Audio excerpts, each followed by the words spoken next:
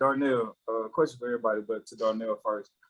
Can you possibly see Cam Newton being mellowed? Man, I was thinking that same exact thing. Wait, can you say? Can I see him? What, Melo? Being Carmelo Anthony out the league. That is very true. Honestly, yes, because they tried to put him in a situation where I feel like that wasn't his groove. They put him with a coach that was supposed to be who is the go-to one of the go-to being coaches, but at the end of the day, they put him with not his style of football. Like I felt like they forced it. He did the best he could, and he made him look ugly. Now, a lot of people want to agree with that, but with that being said, just like with Carmelo Anthony, they tried to put him on the Rockets and just said, you know what, here go a great team, great, coach, y'all gonna win a championship. They sucked with him. It wasn't about his athletic ability. It was about the fact of like, bro, like this is not my mesh. This is not me. I can't flow in this. I can't flutter the way I would love to do. But when he went to Portland and they had a spot for him, they had people embrace him and look at things his way, they had productivity, so definitely I see a Carmelo situation out of this for sure. Like for sure. I think it's different though, because Melo was thrusted out of Houston without really have even gotten into a groove of games. I think that was more politics than anything, and them trying to go by the analytics, but nevertheless a Carmelo situation. But I just had to say that. Yeah, I would have to also disagree with my brother Black Peace. I think Cam Newton's talent is still undeniable. I think that there are 32 NFL clubs that think that he can win games in the NFL, which he has shown that he can. He started off playing very strong last year before COVID. He came on at the end after a few weeks getting back after COVID. He still looked strong a couple weeks ago. A lot of the stuff that happened this past week where he didn't look that great, it wasn't really on him. There's a lot of other factors there. So Cam can still play. I would be very surprised if he's not on the team this year or next year. I'll be highly surprised at that. You kind of agree with what I said, to be honest with you. That's what happened with Carmelo. Like, he was in a position where, they forced him on a team where it didn't work. And just like, yeah, you see his talent, but it's just like, this ain't the mesh. But once he got with a team that actually vibed with him, and everybody knew, like, hey, this is Melo. He can still play, just not with us. Like, he ain't got no spot for us. But the thing, I think Cam could still play with the Patriots. I think if Mac Jones was not there, Cam Newton would be starting.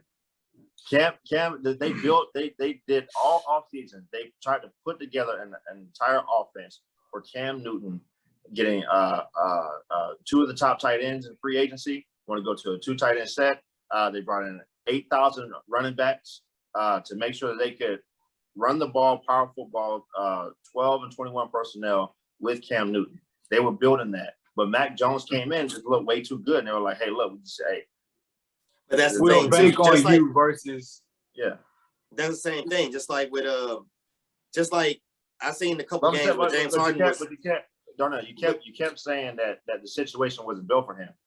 They tried to build a situation around him.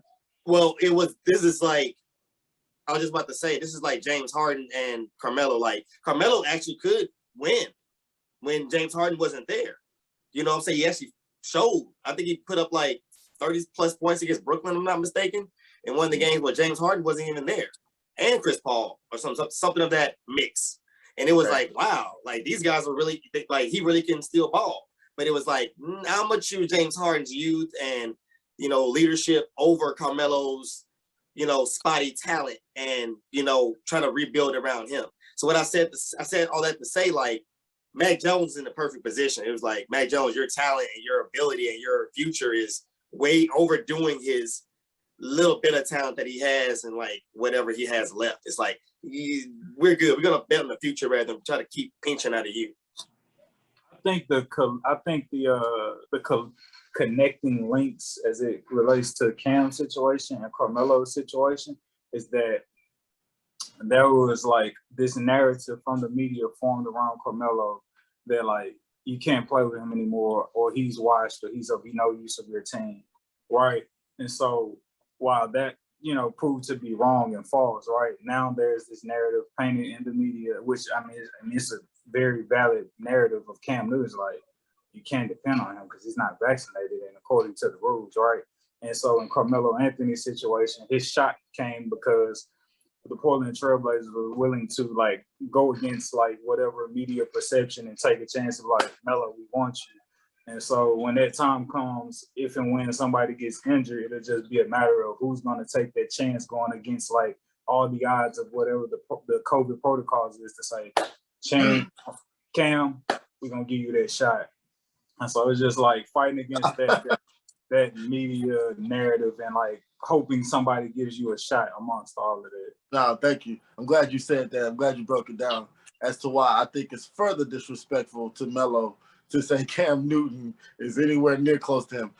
Carmelo Anthony is a better basketball player than Cam Newton is a quarterback. And if you disagree, we just don't have to talk about that.